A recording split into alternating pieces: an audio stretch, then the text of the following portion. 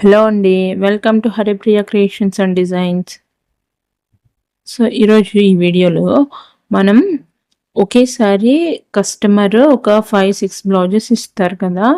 అప్పుడు మనకు time waste కాకుండా ఒకేసారి అన్ని బ్లౌజెస్ ఎలా కట్ చేసుకోవాలో ఈ వీడియోలో చూద్దాం. సో, మనం ఫస్ట్‌గా అయితే ఒక బ్లౌజ్ అయితే మెజర్‌మెంట్స్‌తో కట్ చేసుకోవాల్సి ఉంటది. సో, అలా ఒక బ్లౌజ్ మెజర్‌మెంట్స్‌తో కట్ చేసుకున్న తర్వాత లైనింగ్ వచ్చేసి మెజర్‌మెంట్స్‌తో కట్ చేసుకున్న తర్వాత నెక్స్ట్ మిగిలిన లైనింగ్స్ ఉంటాయి కదా! అవన్నీ ఇలాగా స్టెప్ బై స్టెప్ పెట్టుకోవాలి. పెట్టుకున్న తర్వాత మనం ఒకటి కట్ చేసుకుంటాం కదా మెజర్‌మెంట్‌ది. సో, అది దాని పైన పెట్టి ఈక్వల్‌గా వచ్చేలా చూసుకోవాలి. కింద ఆర్డర్‌లో ఉండాలి. సో, ఎక్కువ తక్కువ లేకుండా కింద మనం పెట్టుకున్నాం కదా లైనింగు. సో, అది కరెక్ట్‌గా ఉండేలా మరొకసారి చూసుకోవాలి. నీట్‌గా అలైన్ చేసుకొని దానిపైన ఇలా బ్యాక్ పార్ట్ పెట్టుకోవాలి. సో, ఈ బ్యాక్ పార్ట్ కూడా నీట్‌గా కట్ చేసుకోవాలి.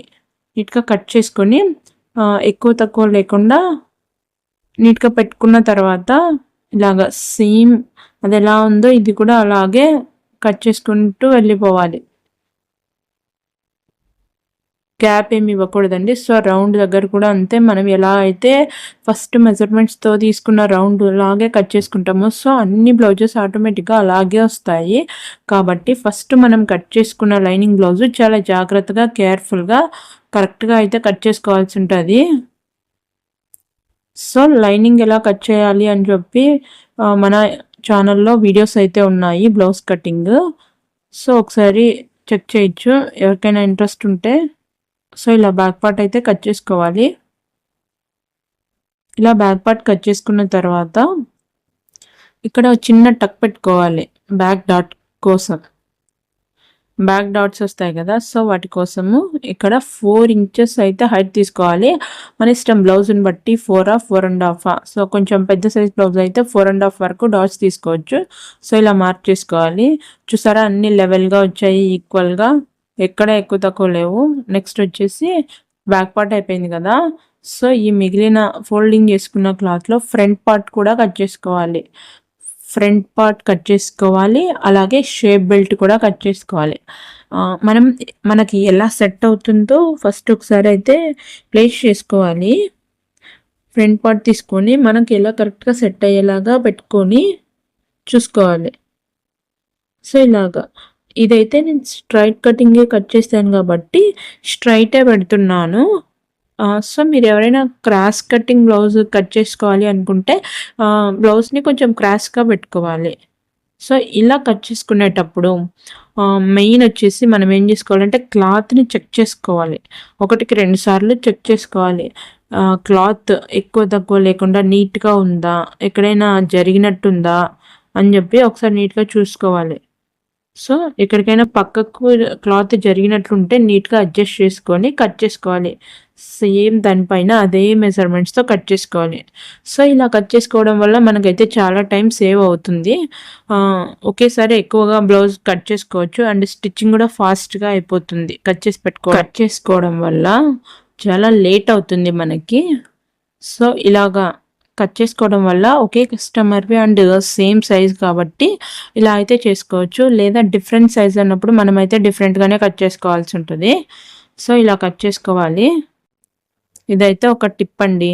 సో, ఫాస్ట్‌గా మనం వర్క్ ఫినిష్ చేసుకోవడానికి ఇదైతే చాలా బెస్ట్‌గా యూజ్ అవుతుంది.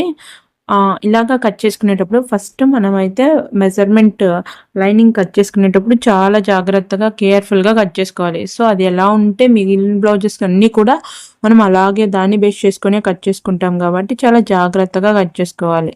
కట్ చేసుకున్న తర్వాత దీని పైన ఇలా పెట్టి కట్ చేసుకుంటే ఇక్కడ ఒక టక్ పెట్టుకోవాలి.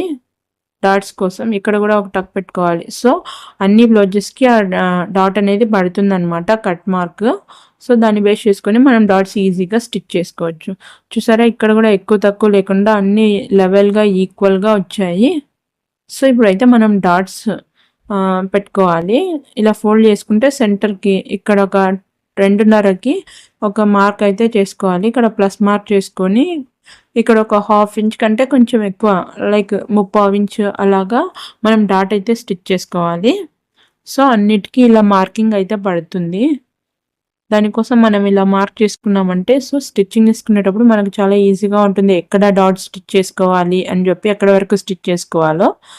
సో అండ్ నెక్స్ట్ ఇలా కాకుండా మనం మార్కర్ వీల్తో అయినా కూడా ఇలాగా రఫ్ చేసుకోవచ్చు. ఇలా రఫ్ చేసుకోవడం వల్ల ఆటోమేటిక్గా కింద ఉన్న క్లాత్ కూడా మార్కింగ్ పడిపోతుంది. ఓకేనా. నెక్స్ట్ 2 డాట్స్ కూడా ఇలాగే స్టిచ్ చేసుకోవాలి వీడియోలో చూపిస్తున్న విధంగా. సో వీడియోనైతే ఎక్కడ స్కిప్ చేయకుండా ఎండ్ వరకు చూస్తే చాలా క్లియర్గా అర్థమవుతుంది. ఇలాగా ఫోల్డ్ చేసుకుంటే ఇక్కడ ఒక మార్క్ పడుతుంది, ఫోల్డింగ్ మార్కు. సో దాన్ని బేస్ చేసుకొని మనం ఇక్కడ కూడా 2.5 ఇంచుకి మార్క్ అయితే చేసుకోవాలి. ఇలా డ్రా చేసుకోవాలి. సో ఇక్కడ మనం మార్కర్ వీల్తో రఫ్ చేసుకుంటే ఆటోమేటిక్గా కింద ఉన్న క్లాత్స్ కూడా మార్కింగ్ పడతాయి. నెక్స్ట్ వచ్చేసి ఇక్కడ కూడా ఈ థర్డ్ డాట్ మార్కింగ్ చేసుకోవడం కోసం ఇక్కడ నుంచి ఇలా ఫోల్డ్ చేసుకుంటే ఈ డాట్ దగ్గర సెంటర్ పాయింట్ ఇలా పట్టుకుంటే ఆటోమేటిక్గా ఫోల్డ్ అవుతుంది. అక్కడ ఫోల్డ్ అయిన దగ్గర నుంచి ఒక 1/2 ఇంచు లోపలికి అయితే మనం మార్క్ చేసుకోవాలి. ఇది కొంచెం పెద్ద సైజ్ బ్లౌజ్ కాబట్టి లోపలికి మార్క్ చేసుకోవాలి ఇలా 4 ఇంచెస్కి. సో ఇలాంటి మరిన్ని టిప్స్ అండ్ వీడియోస్ కోసం మన ఛానల్ని అయితే సబ్స్క్రైబ్ చేసుకోండి. Thanks for watching. Bye bye.